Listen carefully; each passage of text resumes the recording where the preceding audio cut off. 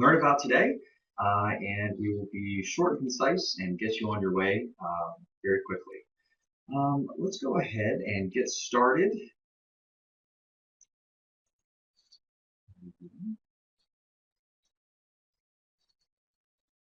So the Omnia group, for those of you who are unfamiliar with us, I'm going to get this back to where it starts.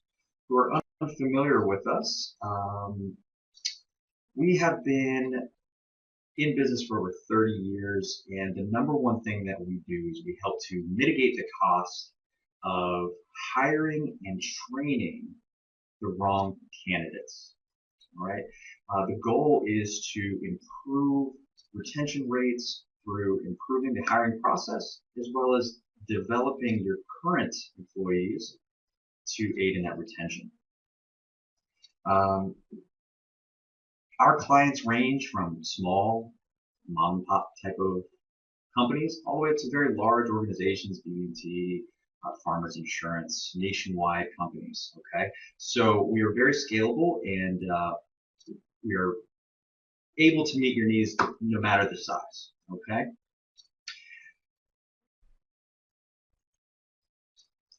This is part 2 of a 2-part series to help understand how to maximize the Omnia assessment. Last week, your host was Ms. Kim Bussey. She was our key relationship manager and our head trainer, and she spoke to you about the Omnia assessment being utilized particularly for the selection process.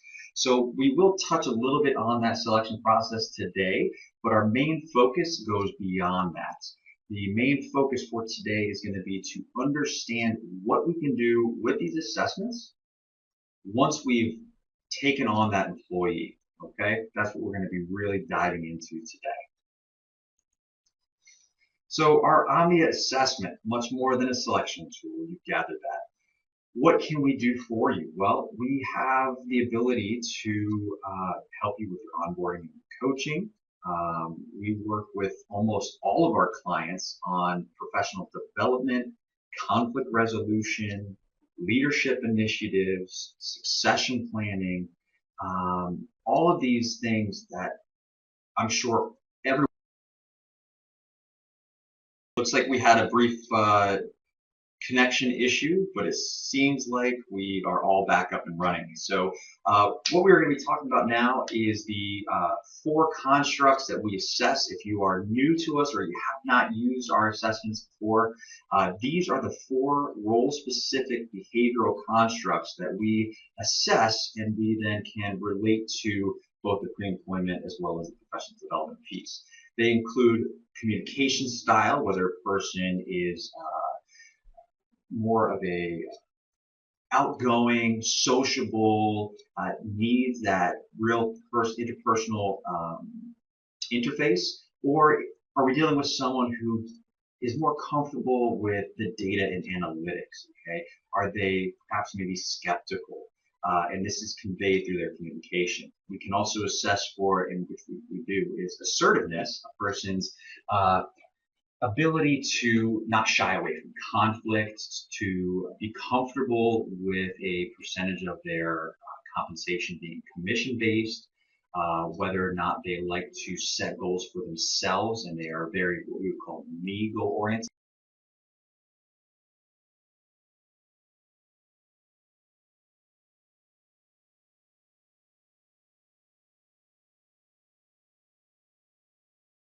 All right, I do apologize. I think we did lose the connection again, but I'm going to go ahead and keep going because I believe we're all back up and running. So moving forward, we do measure assertiveness. We measure pace and adaptability. At what level does a person prefer to receive work on? How can you delegate work to this individual? Will they be able to keep up with the demands of the role? And then finally, a person's need for structure and their resilience to failure. Okay, we're going to talk about all these a little bit more here in just a moment.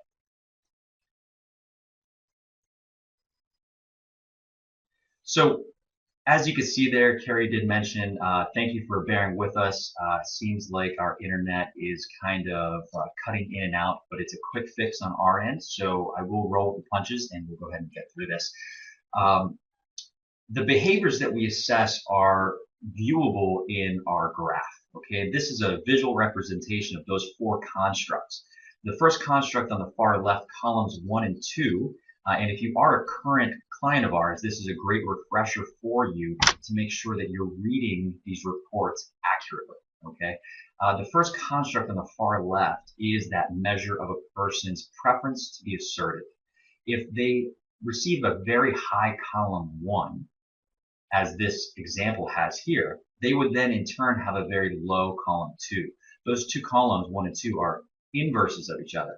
While when one column goes up, the other column goes down. You can't have both a high column 1 and a high column 2, nor can you have a low column 1 and a low column 2. They can kind of meet towards the middle, but normally we see a preference toward one of the two behaviors as they are complete opposites from one another. So again, that high column 1, that's the competitive nature in a person. Are they comfortable with that type of environment? Again, goal-oriented, but it has to be about them. The inverse of that, someone with a high column 2, that's someone who's going to be very cautious, very helpful, risk-averse. They prefer to be part of a team. They're not motivated to say create a very aggressive goal just for themselves. Okay, this person would definitely appreciate being heard, but not called out on their own. Okay, the next construct over 3 and 4, the same thing with these columns, are reciprocals of each other. If a person shows a very high column 3, this relates to their communication style. This person is going to be a very sociable person. They have a very high need to be well liked. The higher that column 3 goes, the more they're going to want to seem well liked. Okay, they are empathetic. They have a tendency to make decisions based on their gut feelings, especially about people. Okay? The opposite of that is that high column 4. They are the analytical, data-focused individual. When they communicate, they kind of cut right to the chase. We know these people. They have a tendency to come across being a little bit blunt. Okay, certain roles require that type of communication and that type of focus. Other roles that would be contrary to success. So I always say a high column 4 would be someone kind of like Mr. Spock in Star Trek. Skeptical, very data focused. Okay, moving on, the next construct, 5 and 6, is a person's preference toward pace of work. A high column 5 represents that the person is comfortable multitasking. They can be interrupted while working, and it's not going to faze them at all. All right. The higher that column 5 goes, the more they prefer to have a changing work environment. One of the things to watch out for with a high column 5, super high column 5, is that they may bite off more than they can chew. But in general, this is the person that you lean on when you have last minute projects that come up out of the blue.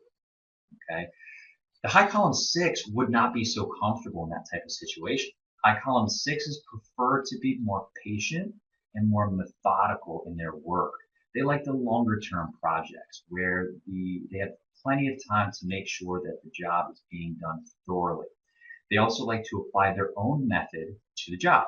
It doesn't mean that they can't work quickly, but it means that in order for them to work quickly, there must be a method in place, and preferably their own method. All right. And then finally, we've got our last construct, 7 and 8. This is a person's need for structure and their ability to be resilient in times of failure. High column 7s are excellent at working in an autonomous workplace. They are independent, big thinkers. They don't have an issue with making decisions, and they don't have a problem delegating work to others. Okay? These folks here, the high column 7s, we typically say have thick skin. Right? Think a successful salesperson who is consistently getting no's. They need to have some pretty thick skin, right? The opposite of that, someone who's a very high column 8 would get kind of bogged down in a failure.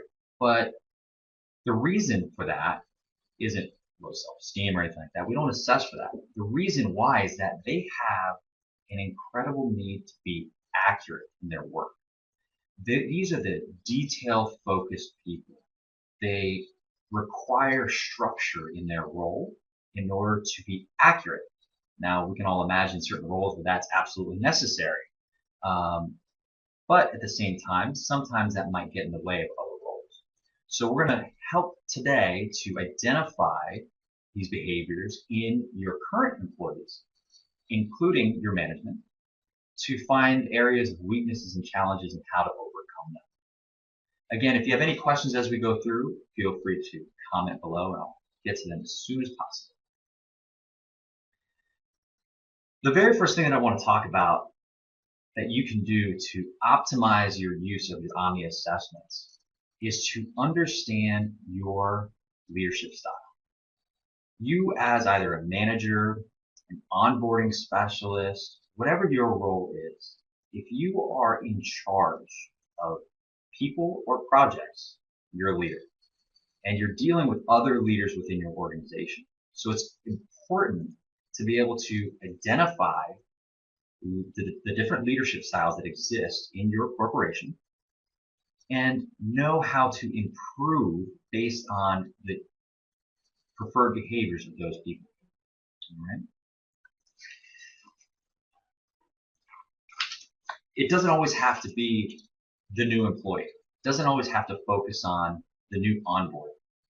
We want to make sure that you understand these reports can be used for your current staff. So let's go to a poll real quick. I'm going to show this exact screen for you. Make sure you're awake out there and kind of test your knowledge as to what I just taught you about our behavioral graph. What we're looking at here is person A, profile A, and profile B at the bottom.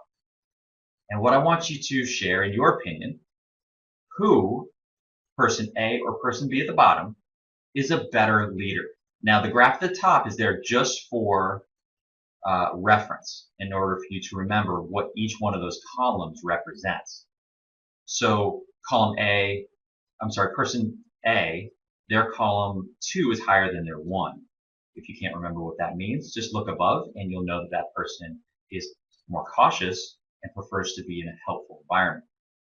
So we'll give you a little bit, a minute here to take a look, and we will reconvene in just a moment.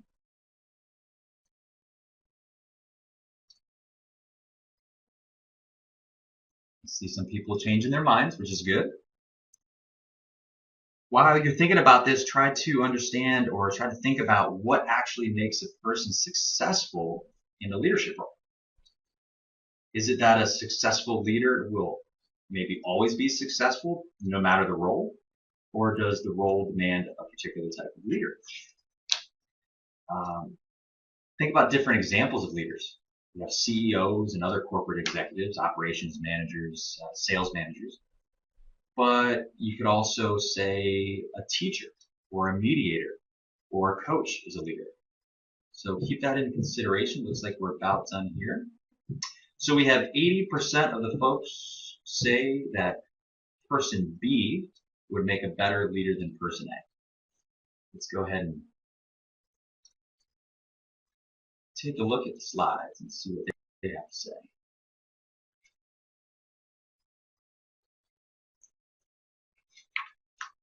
Here we go. We got two totally different types of leaders. Vladimir Putin and Gandhi. Which one's a better leader? Are their leadership styles the same? No. Do we know which one's a better leader? Well, we might have an opinion on it, depending on your thoughts about these individuals. But both, we can say, are successful leaders. Okay.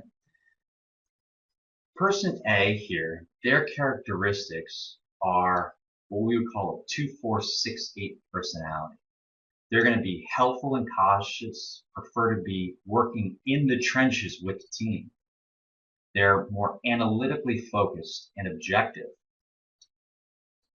They like to be methodical and patient. And then, of course, they have a need for structure, rules, and regulations in detail. Right? Is that a bad thing in a leadership role? I don't think so. Perhaps maybe this individual is a teacher.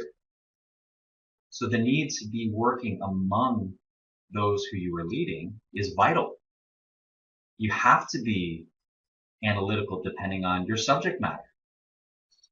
Patience, of course, is a virtue as a leader.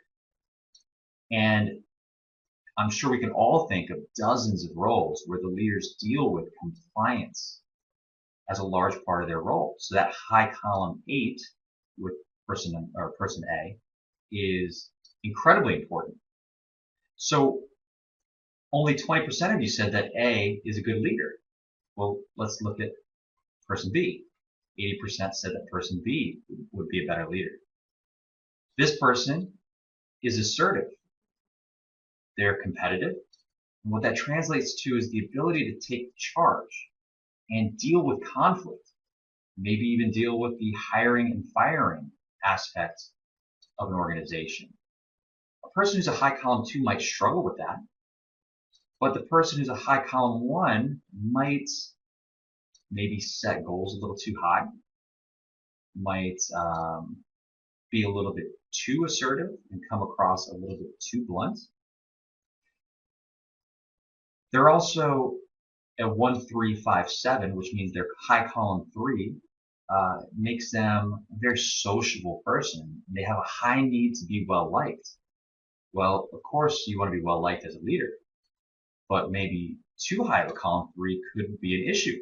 It could come into the way of you making the decisions that are necessary for the good of the company.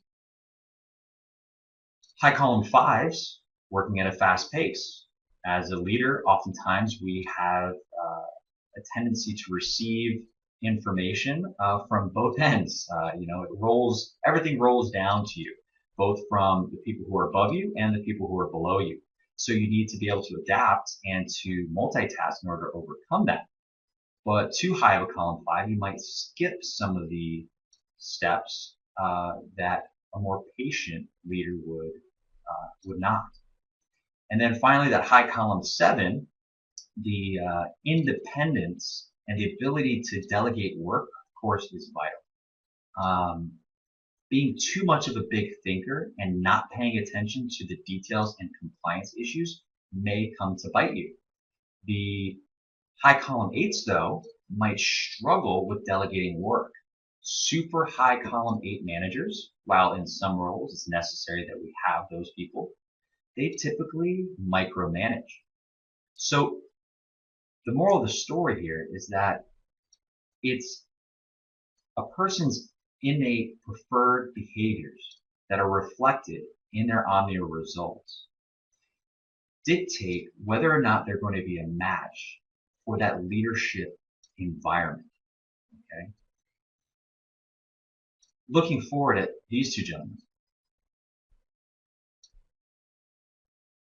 it's if the leader does not have the ability to change the environment in which they're going to be leading, they're going to struggle. Would Gandhi make a great leader of Russia? Maybe, but it would take a lot of changing in the mindset. Would Putin make a great inspirational leader as Gandhi has been? Well, probably not, but something would have to give. So the roles and the company culture and the direction of the company all come into play with whether or not a leader who has been successful elsewhere will be successful in your company. All right.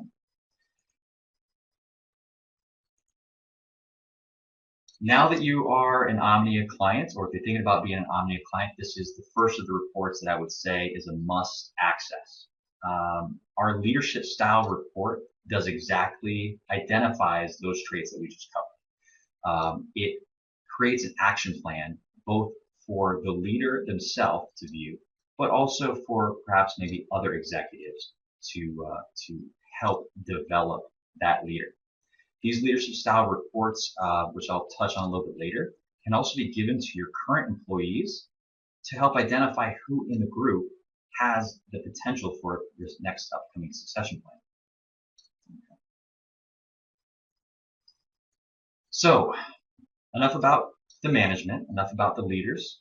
Let's talk about your employees. You're spending a lot of money onboarding new talent.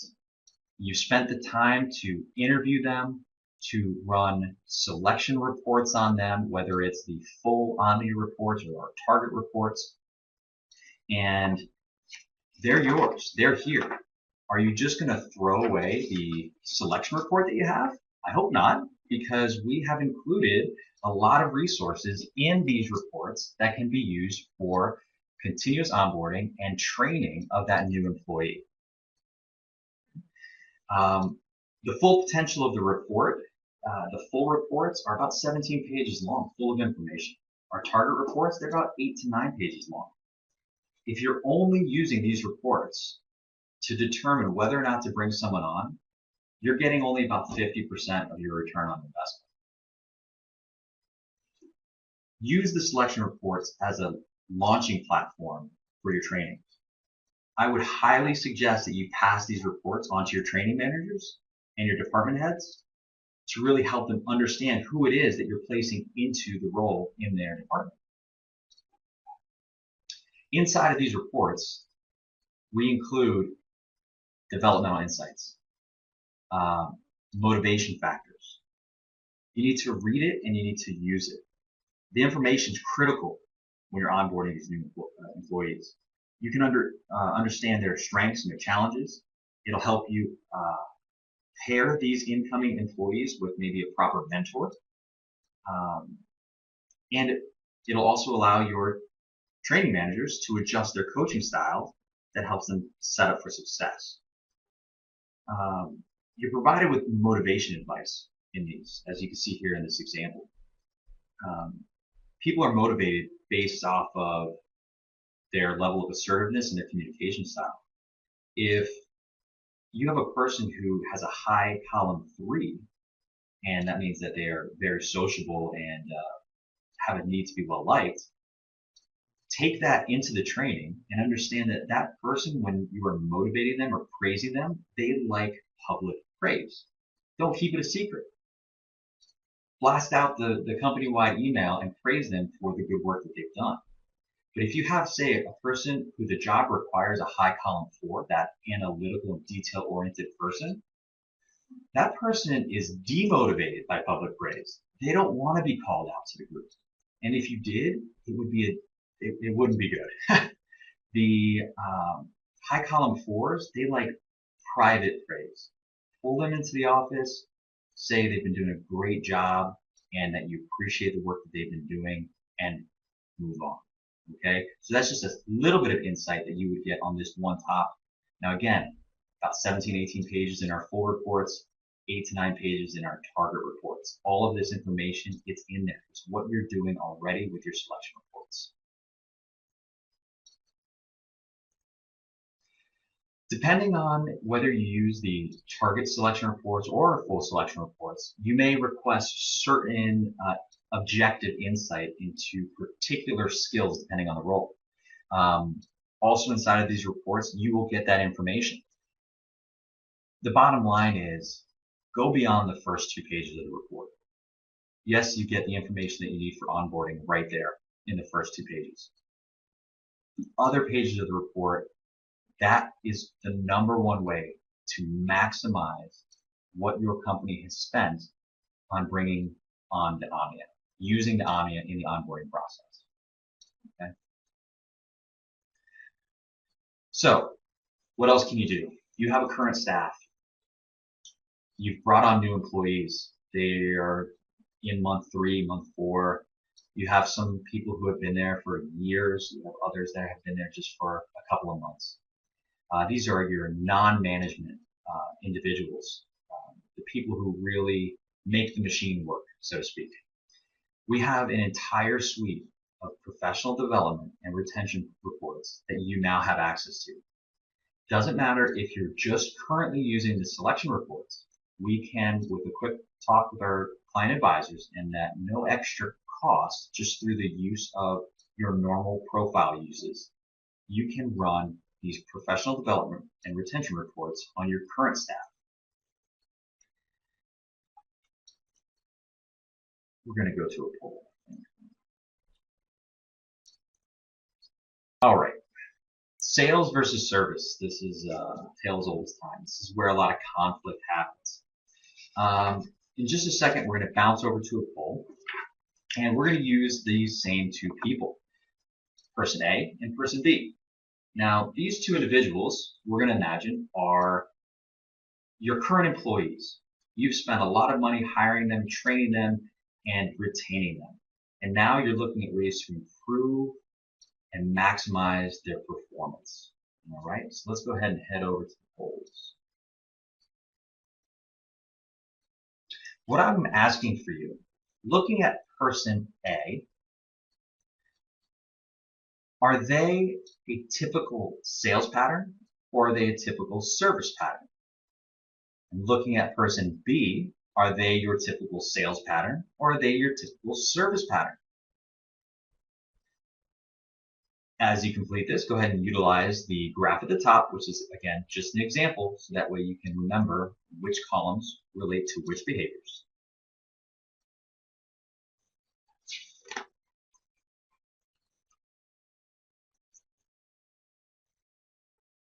Are there certain ways that these two individuals are alike?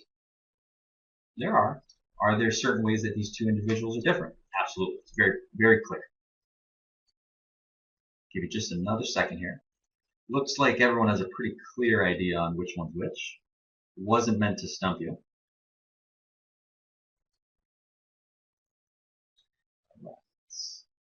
So we have 100% that says person A is for service, and we have 100% that says person B is for sales.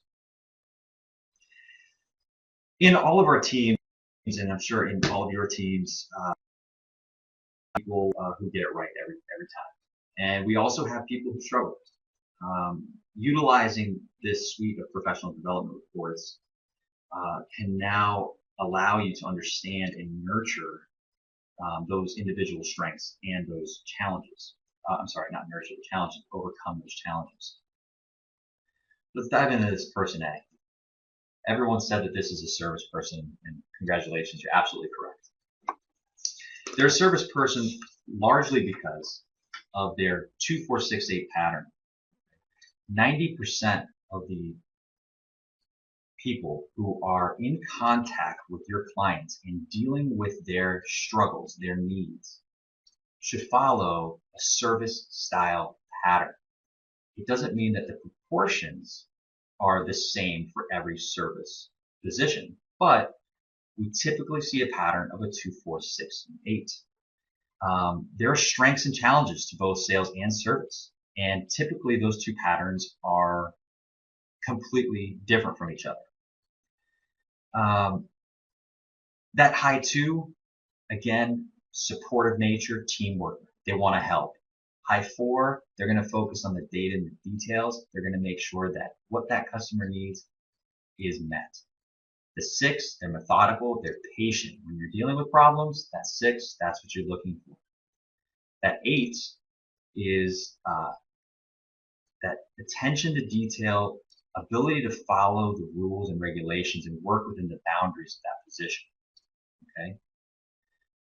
But what if I were to tell you that you ran a professional development report on person A, the report came back as this, yet you had them sitting in a sales position? You brought this person on, you did a quick interview screen with them, you needed to hire somebody yesterday, so you did, and now you realize that this person that you've invested money on is sitting in the wrong seat. What can you do? Well, you can get a professional development report that's going to give you information on how to help develop this person and overcome their challenges. This person right off the bat needs to work on building rapport with the customer and needs to make sure that they can be assertive enough to make sales. You might have the people and the manpower to take a person like this and help coach them and motivate them into becoming a successful salesperson. But if you do not, and most companies do not, what are your other options? Should you just let them go? Should you wait until they quit themselves because they've been unsuccessful, better bet, put them into a new seat. Identify where their strengths are and align it to a role in your organization. If you've already spent the money on training them on your company culture, maybe this employee has been working for you for several years and they've just kind of slid under the radar, or maybe they've just performed just well enough. Well, have that discussion. See what other opportunities there are so you can maximize that employee who you've already invested time and money with. Let's look at B. Everyone identified this person as a salesperson. You're absolutely correct. One of the number one things that we look for in salespeople is that high column 1 and that high column 7. The high column 1 is assertiveness to close. They're goal driven. They want it. That high column 7 is that resilience to failure. 90% of salespeople follow a pattern very similar to this. Again, I ask the question, what do you do if you identify a person who has a sales pattern who is in your service team? Okay, they might be doing the job well, or okay enough to kind of slide by. They pass their quarterly reviews, but they're not a stellar employee. How do we make them a stellar employee? Again, if you have the manpower and the ability, let's teach this individual on how to really work within the guidelines, why it's important, and how they'll be more successful if they follow the rules and regulations of their role. Another great way to turn a salesperson into a successful service person is to implement some kind of a motivation for them based off of their individual work. Okay?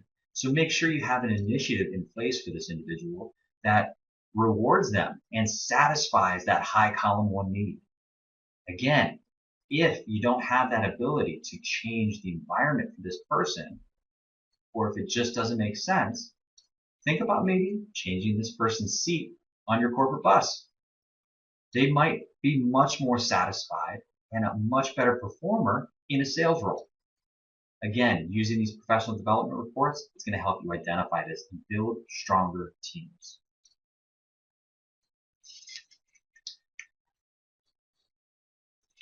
The moral of the story here is it really depends on the role. It depends on the manager. It depends on the responsibilities. But a person's preferred behaviors will either allow them to time and time again find success in that role, or time and time again lead to a struggle. As managers, as onboarding specialists, it's our duty to identify these areas of weaknesses and help them overcome it for the sake of our companies. Okay, here's what's in your toolbox. Currently, if you are an Omnia client of ours, you have all sorts of new fun things to use. And according to the very first poll, there were a lot of them that you were unfamiliar with.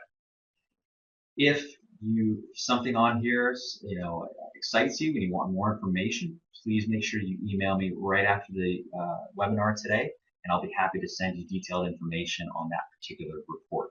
Okay? The leadership report that I mentioned from the start, this is an invaluable tool for both your current leadership as well as identifying who in the crowd is going to be the next potential manager. Okay? Who are you going to invest money on in order to move up in the ranks? Okay? It is a new position. It's just like bringing a new person into your organization. Okay? Also, from this leadership report, as leaders, we get to look at ourselves and say, you know what? I am a 1357, and I typically cater toward other 1357s. And I'm missing a huge opportunity by not motivating and communicating properly to my 2468s or my 2458s. Sales style reports. These are specific reports for your sales team. These are written in a manner that can be shared with your employees. So it's not only for the eyes of the management. These online results are both very customizable or can be in that target format. These online results, if they're in the target format, they're instantly available. Again, it's that objective insight into their sales strengths and challenges. We're not going to talk about service skills and leadership skills. We're talking about cold, hard sales tactics. Where do your employees prefer to work? Like what environment, what communication style, how do they prefer to be delegated work to? Do they have that high enough resilience to failure? And also, how can we overcome the challenges and make them into the best salespeople specific for your organization and your product and your services? You also have access to, of course, we have sales, we have to have customer service, and this is something that is new to us. I believe in the last month or two, we brought this on. And if you have a large customer service center, whether it's a call center or front desk or really anything, if you have employees that are dealing with customer needs, this report is for you. This report, again, is for your current employees. All you would do is issue them the assessment and then run the report as a customer service style report. Again, it's written for both the employee as well as management and provides you with that information, that insight to help develop that customer service culture. Okay? Collection style report, yet another. Same here, both full or target reports helps fill your collector chairs, I guess, with the right people the first time. Again, individual reports. It's not directed at them. These are meant to build, all right? So again, can be shared with the employee. And then here's a very interesting one, which this one had 0%. Nobody responded that you were familiar with the direct report analysis. This is a very unique tool to the Omnia Group and an incredible tool for your leadership to use. This report is really meant for leadership to help understand their team and how their team correlates to that leader's preferred behaviors. In a direct report analysis, the leader, the manager, would get a leadership style report done. They would be analyzed and their behaviors would be compiled into a leadership report. We would also analyze every person who reports directly to that manager. And what that leader would receive is a report on how their behaviors correlate to their teams, giving insight on how to motivate the team as a whole. Where do they need to change? That manager needs to change their tactics to match their team. And where can they help change their team to align with the company culture and the company goal? Finally, we do have a general retention report. The retention report is our most customizable of our reports. It is only in the full version, and this would be if you had particular needs that weren't just sales style, service style, collection style, or if you didn't want a direct report type of examination.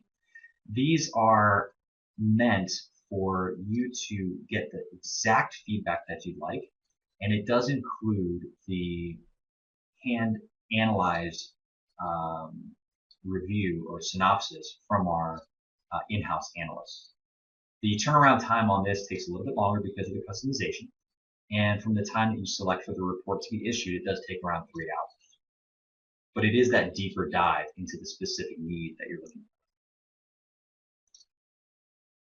for. As always, and this is something for all of our current clients, please remember that you have unconditional and I like to say unlimited client support.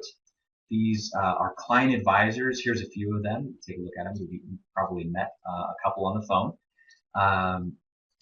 They're here for you, and you have unlimited access to them. So if you have, let's say, 2 candidates who are very similar, their resumes are similar, their behavioral profiles came back similar, and you need to help differentiating between the two, give us a call. We will be happy to run through the reports with you and make sure that you are making the most informed decision. They are phenomenal at what they do. I'm very proud to say that I work alongside these individuals.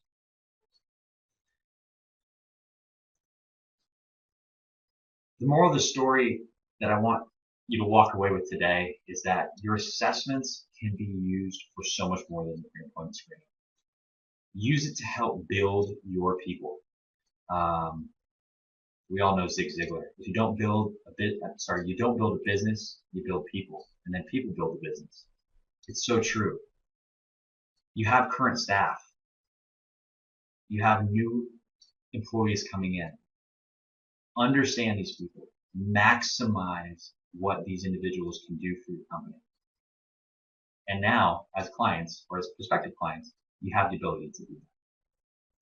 So what we're going to do is, we're about 45 minutes in. I want to go ahead and leave us some time to answer any questions that you might have. I really kind of rushed through this given the time constraints that we have today. And I do appreciate that you were patient with us when the internet was coming in and out. These, some of you already know how to access these reports. If you don't know how to access these reports, or if you're interested in starting your account with us, please, as soon as we are done with this webinar today, go ahead, shoot me an email. I'll put my information back up here in just a minute, and we will be quick to respond. Okay. So any questions at all, feel free to shoot them over now in the comment box. Looks like everybody's doing okay. So I'm going to go ahead and go back up here to the lobby. We've got our, my contact information is right up on here. Feel free to copy that, save my contact information. If you have any questions about today's webinar, if you'd like to access today's webinar, or send a copy of it to a colleague, feel free to email me and we'll make sure that happens for you. Again, I want to thank you all for spending the time and learning about how to take the Omnia assessment to the next level. Our next month webinar, which is coming up,